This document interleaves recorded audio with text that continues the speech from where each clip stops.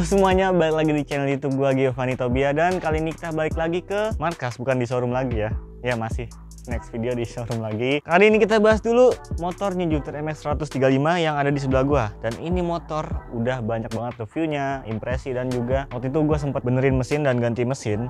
Jadi sekarang gue pengen bahas gimana sih rasanya setelah beberapa bulan ganti mesin dan impresi dari motor ini keseluruhan itu kayak gimana. Kalian bisa tonton video ini sampai habis, dan sebelum itu klik dulu tombol subscribe yang ada di bawah ini dan klik loncengnya jika kalian belum. Jadi kalau kalian nggak tahu atau nanya-nanya, bang videonya mana sih, itu langsung aja subscribe dulu biar kalian dapat notif terupdate dari channel gua. Oke, nih ya, ini mungkin kalian udah banyak banget yang tahu tentang motor ini karena ini motor juga banyak banget di jalanan mungkin.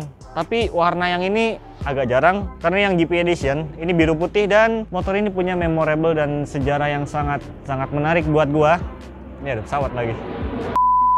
Oke, nunggu pesawat lama juga. Dan ya, motor ini tuh bener-bener bersejarah dan memorable karena dari rasa berkendaranya dia ini mirip banget sama bebek sport yang lainnya. Cuman untuk penyimpanan ini yang paling penting ya, penyimpanan bagasinya masih ada. Jadi kalau kayak misalnya MX King, Supra GTR, dia bebek sport, kenceng beneran, terus udah gitu bener-bener apa ya, sporty banget, dan cc-nya juga lebih besar tapi nggak punya bagasi sama sekali. Tapi kalau ini rasanya sport, iya, bebek juga nyaman.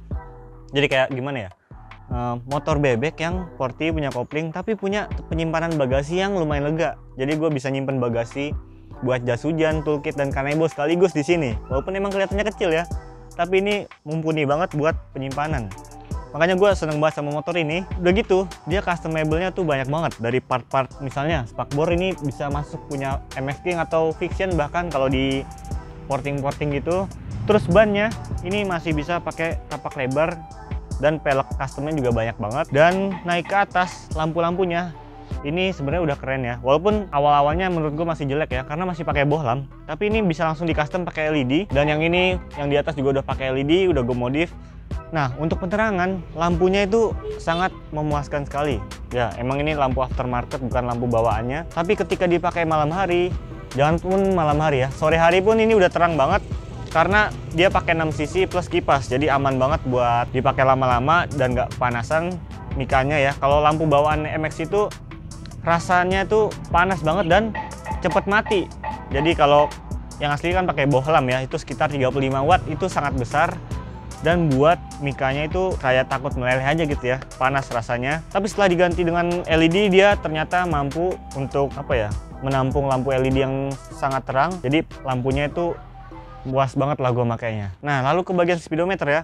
Nah, di sini ini emang masih full analog. Tapi gue kemarin sempat nyari-nyari di Tokopedia, ternyata ada speedometer digital yang plug and play. Jadi dia dari Malaysia gitu nggak salah ya. Cuman harganya murah banget, cuma 600-700an. Nah, itu mungkin next project gue bakalan bikin ke motor ini. Kalau kalian setuju dan pengen dibuatin videonya, langsung tulis komen di bawah. Nanti gue bakal beli speedometernya dan langsung pasang di motor ini. Nah, gue orangnya tuh bener-bener apa ya, tertarik banget sama speedometer di sebuah motor. Jadi kalau gue misalnya naik motor apapun, itu yang paling sering gue liatin tuh speedometernya. Jadi kalau speedometer kayak gini, ini jujur aja nih agak ngebosenin ya, karena full analog. Walaupun ini instrumennya lumayan lengkap pada zamannya ya, dari gear position ada, senya ada, terpisah gini. Terus bensin, odometer, sama speedometer. Standar banget kayak motor pada zamannya. Cuman gue pengen ganti yang digital. Dia bisa RPM, ada tachometer, ada trip odometer bensin. Pokoknya lengkap banget. Nanti kalian gue kasih lihat kalau udah jadi. Lalu, impresi selanjutnya adalah ini motor, stangnya itu gimana ya? Ini bebek tetapi agak sedikit sport. Ya bebek sport gitu ya. Cuman bedanya sama MX King. Kalau MX King itu ya, dia enaknya rasanya tuh sporty banget gitu. Kalau pas didudukin doang, itu udah enak ya. Tapi pas begitu dipakai jalan agak jauh, macet-macetan, gue agak sedikit pegel sama posisi tangannya agak sedikit nukik. Nah, kalau ini nggak enak buat didudukin gini doang, kayak ada yang kurang gitu kan. Tapi pas buat lama-lama kita malah nyaman gitu, nggak kerasa pegel. Cuman emang posisinya terlalu santai ya, jadi kayak kurang gagah gitu. Cuman enaknya dia nggak bakal pegel dipakai jauh dan macet-macetan. Nah, buat kalian yang haus, langsung aja beli es krim. Oke, nah gue akan sedikit bahas keluhan tentang motor ini. Itu ada di kuncinya. Sebenarnya bukan keluhan ya, karena motor lain juga banyak yang masih kayak gitu. Nah, kalau menurut gue ya, Jupiter MX ini sedikit kurang di bagian shutter key, karena shutter key-nya belum multifungsi. Belum bisa buka bagasi dari sini. Harus colok colok cabut di sini nih. Itu agak sedikit merepotkan ya. Buat gua tuh merepotkan. Karena enaknya kayak motor MS King, Mio M3, Mio Z dan Vino 125 itu tinggal diceklek langsung kebuka. Ini enggak, harus colok cabut ke belakang. Setelah itu gue tanya ke bengkel kan, akhirnya katanya bisa diganti di custom pakai punya Mio M3 atau MS King. Jadi ini starter key nanti diganti dan dibuat dudukan tali ke belakang sini. Kita langsung bisa buka jok dari sini. Nah itu gue pengen buat kayak gitu, sekitar 300 ribuan ya harganya. Oke, tapi itu next konten, mungkin gue bakal bikin project ganti speedometer sama starter key, yaitu intermezzo. Itu sebenarnya project tapi belum bisa dibuat. Naik sedikit ke atas nih ya. Kalau kalian misalnya nanya, Bang ini tahun berapa kok ada saklarnya? Ini tahun terakhir, bener-bener keluaran yang paling terakhir. Ya walaupun ada sih yang terakhir banget. Cuman nggak apa-apa ya, ada es krim lewat ya. Ini motor sebelumnya itu nggak punya saklar on off untuk lampunya. Jadi kalau pas gua ganti lampu LED yang pakai kipas, setiap gua on tak on gini, itu lampu langsung nyala kan, akinya langsung tekor. Nggak sampai 2 jam itu aki langsung tekor. Waktu itu gue pernah pasang lampu tapi belum pasang saklar. Akhirnya gue memutuskan untuk ganti saklar. Ini punya MX yang tahun 2012. Jadi yang 2012 itu masih ada saklarnya. 2014 kan ke 15 itu udah mulai auto headlight on, jadi nggak punya saklar. Akhirnya gue memutuskan untuk balik lagi yang ada saklar. Jadi kita bisa kalau misalnya jalan-jalan deket doang nggak pakai lampu dan bisa diaktifin dan nonaktifkan sesuai kemauan kita. Itu yang masalah lampu listriknya. Nah di sini gue pernah lihat juga ada yang nanya, ini kabel apa sih?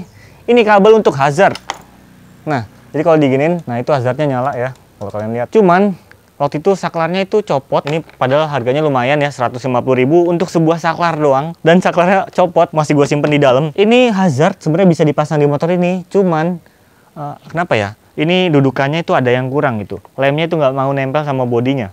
Jadi setiap gua lem lagi, gua pasang lagi, copot terus. Kalau kalian ada solusi, mungkin bisa kasih solusi. Ini gimana sih naruh saklar yang bener biar nggak copot dan kuat gitu, dijangkau oleh tangan juga mudah. Bisa tulis komen di bawah. Oke, langsung ke bagian bawah.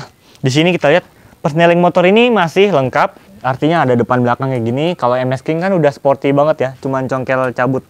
Apa sih itu? Congkel injek gitu. Kalau di motor ini masih ada tuas yang belakang. Jadi kita kalau pakai sepatu tuh misalnya takut lecet atau misalnya sepatu lu mahal gitu kan, kalau gua enggak ya. Itu misalnya nyongkel-nyongkel kan sayang sama sepatunya. Kita masih bisa nginjek pakai tuas belakang. Nah, cuma beberapa orang ngeluhin, nyepsot rame amat ya tadi ya. Nah, sedikit menunggu lah. Sebelumnya banyak orang yang ngeluhin kalau motor ini tuas persnelingnya tuh agak keras. Nah, menurut gua ini kalian setel ulang deh di bagian ininya nih. Nah, di sini kan ada kabel tuh. Bisa dikendorin kencengin, itu bisa kalian setel. Olinya diganti ke oli yang lebih apa ya, kalau gue sendiri sih pakai Enduro Racing. Dan sekarang setelah diganti-ganti pakai pair couplingnya Tiger, itu rasanya couplingnya itu lebih ringan dan tuasnya itu enak dan presisi. Gue dulu pakai originalnya, ini motor emang gak enak banget, udah couplingnya enteng banget. Cuman di sini tuh sering nyangkut. Contoh kalau kita lagi di gigi 1, udah ngeng, tek, langsung ke netral. Tiba-tiba nggak jalan motornya, itu kan ngeselin banget gitu. Nah setelah itu gue custom ininya juga lebih setengah-tengah ya, jadi nggak terlalu jauh nggak terlalu deket. Olinya juga diganti dan pair coupling pakai Tiger, jadi lebih presisi gitu. Dari 1 ke 2 nggak ke netral lagi. Itu sih yang gue bisa ceritain ke kalian. Lalu untuk pengereman, ini pengeremannya oke banget. Jadi makanya gue berani ngebut-ngebut pakai motor ini karena remnya enak dan presisi banget. Walaupun emang belum pakai yang wah banget. Yang belakang udah pakai Nissin, yang depan standar Yamaha, cuman piringannya juga ganti depan belakang. Jadi lebih presisi dan remnya juga empuk. Nggak yang ditekan langsung grek, nyeret gitu, nggak. Ya overall ini pengeremannya enak, empuk, terus kopling juga udah enak. Gasnya, mungkin banyak orang yang ngeluhin, ini gas motornya tuh lumayan berat. Karena dia ini pakai push and pull, 2 tali gas, dan di bawah ini masih pakai karburator vakum. Bukan karburator konvensional kayak motor biasanya. Jadi di motor ini ada throttle position sensor. Itu yang membuat motor ini lebih presisi bukaan gasnya, sehingga konsumsi bahan bakarnya itu lebih irit. Ada V8 rusak ya. Oke. Nah itu fungsi dari throttle position sensor biar mengatur timing pengapian dari motor ini. Iya apa ya? Istilah gampangnya tuh biar motornya irit tapi tetap bertenaga gitulah. Banyak yang ngeluhin ini tali gasnya harus sedikit berat. Kalau ini gua ganti emang sedikit nggak ada hubungannya, tapi gue ganti handle gasnya punya MS King. Lalu tali gasnya sini pernya itu gue ganti yang lebih tipis sedikit. Itu ada yang jual ya, waktu itu ada di orang-orang custom gitu. Nah setelah itu ini jadi lebih enteng dan ringan. Lalu kalian juga setting putaran mesinnya tuh lebih tinggi supaya kalau digas dikit dia langsung jalan. Nah mungkin bisa diterapin ke kalian-kalian yang ngeluhin kalau gasnya ini lumayan berat atau bikin pegel. Dan gua nggak saranin untuk melepas satu tali gasnya. Kan ada tuh ya, gue pernah baca-baca di forum, ini tali gas dilepas aja satu biar enteng. Gue lepas satu, lagi nganterin temen gue waktu itu ya, lagi ngebut, pas gue gas, ini nggak balik coy. Jadi ngegas terus gitu. Gue kan ngeri ya, untung ini motor kopling, jadi pas lagi ngegas terus, gue pencet koplingnya biar nggak mental. Dan pas gue buka, ya udah selesai perjalanan, gue buka, itu yang tali satunya tuh nyangkut ke gas yang satunya, jadi melintir gitu. Jadi kalau digas gini, nggak balik cuy. Ininya tetap balik, cuman yang di bawah tuh nyangkut. Itu bahaya banget tuh kalau habis lagi pas lagi macet-macet gitu kan. Untungnya pas jalannya sepi, pas digas diturunin nggak mau turun. Pas gue matiin mesin, dinyalain tetep gitu lagi. Akhirnya pas gue lihat ternyata itu masalahnya. Jadi gue memutuskan untuk kembali pakai tali gasnya 2 push and pull tetap dipasang, cuman di custom dari pernya. Terus di bagian sini gue kasih WD biar lebih enteng, sama handle-nya gue ganti yang lebih enak. Jadi rasanya tuh lebih ringan. Oke, nih udah 10 menit belum ya? AdSense biar 10 menit nih. Kita bahas di bagian jok. Sebenarnya ini jok nggak ada keluhan sama sekali, nih tetap empuk dan nyaman. Cuman apa ya, rasanya ini lumayan lebar, emang enak sih buat dudukan. Tapi ini motor gayanya kan gaya-gaya sporty bebek gitu ya. Kalau naik ke jok yang agak lebar gini, rasanya kayak motor bebek banget gitu. Kurang ada rasa sportinya. Tapi setelah dipakai lama-lama, enaknya di sini dia nggak bikin pegel dan tetap nyaman untuk dipakai jarak jauh. Oke, apalagi yang mau dibahas? Mungkin kalian bisa request di kolom komentar. Nah, satu lagi nih ya. Terakhir nih kali ya, di lampu belakang banyak banget yang ngeluhin lampu belakang itu geter. Kalian bisa lihat, ini kenceng bro. Oke, udah kenceng. Nah itu solusinya. Kalau gue ya, mungkin kalau kalian minta dibikin videonya bisa kali ya kapan-kapan. Oke, nah di bagian sini ini gue kasih dudukan kayak karet ban gitu supaya lampunya tuh lebih kenceng. Dan emang ini sebelumnya juga nggak pernah kendor ya, jadi gue tambahin buat antisipasi dan hasilnya memuaskan. Ini soalnya kalau naik motor ini tuh banyak orang yang tuh nendang-nendang gini nih. Entah ketinggian apa gimana, ini motor pendek loh, lebih tinggi Supra GTR gitu. Tapi sering banget ketendang-tendang. Makanya gue antisipasi, gue kasih dudukan tambahan biar lebih kenceng kayak gini ya. Untuk buka lampu ini gimana sih? Nah itu harus buka behelnya. Bodi kiri kanan itu dibuka, lalu baru kelihatan itu diambil lampunya.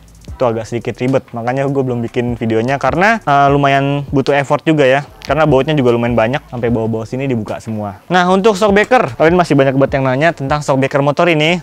Aslinya emang nggak enak, jujur aja nggak enak, bukan nggak enak karena keras ya, nggak enak karena terlalu empuk. Jadi ribonya tuh terlalu apa ya, buat kita pengen kepental gitu loh. Akhirnya gue custom di bengkel temen gue ya. Jadi kalau kalian nanya bengkel shock di mana, gue kurang tahu di daerah kalian apa ada apa enggak. Kalau di gua itu custom khusus shockbreaker. Jadi ini shock ori tetap udah bocor, gue ganti. Kalau nggak salah itu di party sama punya MS King apa gitu katanya. Intinya di custom cuman 200.000. Dan sekarang ini shock awet banget, hampir setahun nggak bikin ribbon yang kepental-pental. Pokoknya isi overall performa shockbreakernya ini stabil banget dan bisa dipakai ngebut-ngebut sambil ngelewatin jalan-jalan nggak rata dengan pede gitu. Kalau yang sebelumnya kan punya MS tuh terlalu empuk dan sering jedak-jeduk. Pesawat lagi, ini banyak banget nih. Apa kita review pesawat aja? Jadi intinya motor ini kira-kira kayak gitu impresinya. Langsung aja kita masuk ke impresi berikutnya. Ada motor lagi yang mau gue impresi. Mungkin kalau kalian pengen tahu lebih dalam tentang motor ini, tanya aja di kolom komentar. Mungkin ada yang belum paham juga gitu kan.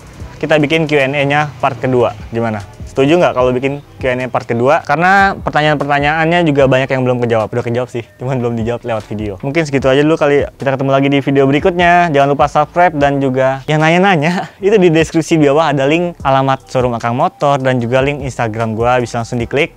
Jadi kalau kalian pakai HP misalnya, itu ada judul tuh ya. Diklik tuh, diklik judulnya muncul kan ke bawah. Nah, itu ada link-link alamat showroom Akang Motor dan juga Instagram gua.